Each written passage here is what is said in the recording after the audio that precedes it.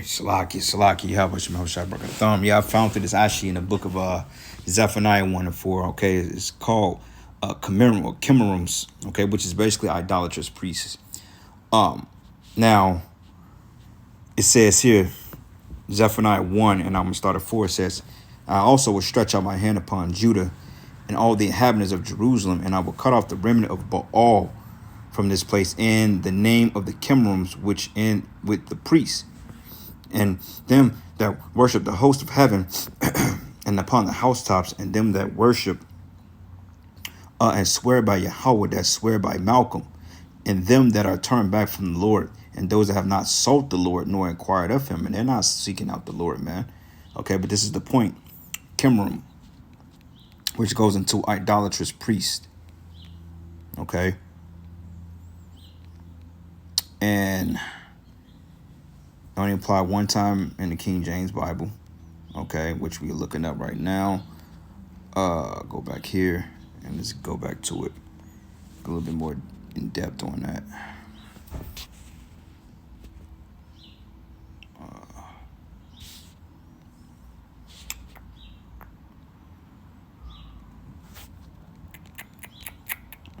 Right. Let's go here. I'm gonna look up. And it reads, who are the Chimerum? Chimerums is Zephaniah 1 and 4.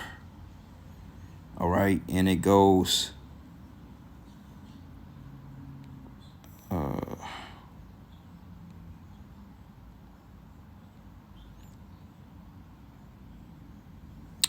on, man. Yep, it says the word Chimerum comes from the root word that means black. It says why the Hebrews call the false priests Chimerum is unclear, but it says, but commentators have several theories. The false priests wore black. All right, all this fucking trouble just to get this. It says the false priests that wore black garments as opposed to white garments the Most High has specified that priests wear. Okay, it says the garments of the Chimerum were usually darkened by soot from their numerous incense burning, right? Worshiping fucking incense, the gods of the other nations, praying at incense and so forth. Ain't no coincidence that they tell you can smoke weed, you know. But it says here the garments of Chimerum were usually darkened by soot from their numerous incense burning. It says the Chimerums branded their foreheads, and the blackness of the Chimerum was a reference to the smoke of the fires in which they sacrificed children to Molech. Wow. So these are wicked ass men, man. All right. And it behoves you brothers out there to avoid these men at all costs, because the spirit and power of Yahweh Bashim Yahushua is not dealing with them at all, man. Okay. He's not dealing with these men at all, man. All right. Get another. What's this? Malachi.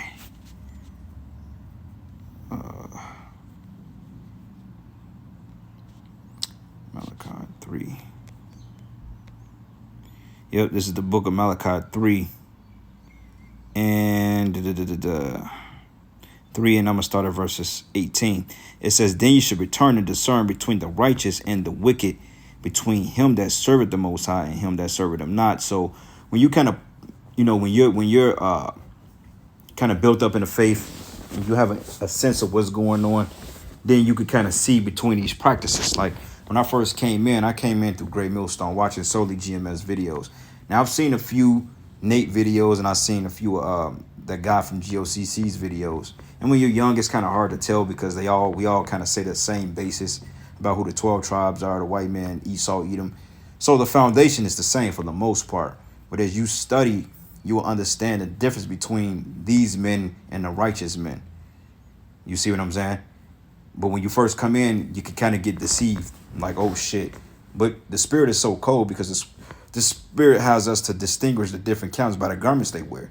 I mean, the titles, too. Great Millstone, but GMS, we got more plain garments. We're more straightforward, more rough. You know what I'm saying? And we just go into the scriptures versus Nate. They're more uniform. They wear purple. They're more PC. Okay, they come in the spirit of a fraternity, so to speak, almost like a church. And then you got Johanna's camp, which they wear all black. They loud. You know what I'm saying? Each camp has its own spirit, so to speak. That's why the scriptures say you should know them by their fruits, man. All right. one more precept here.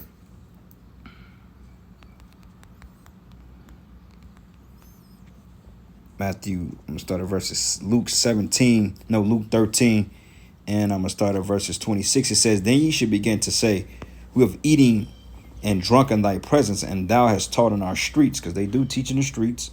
Okay, they do go out for the most part. It says, "But he should say, I tell you, I know you not whence ye are.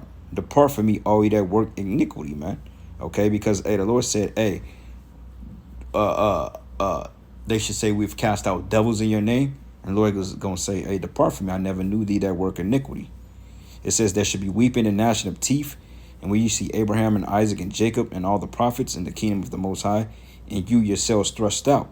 And then they shall come from the east and to the west, and from the north and from the south, and shall sit down in the kingdom of the Most High, man. And behold, there which are last, which shall be first, and which are first should be last, man.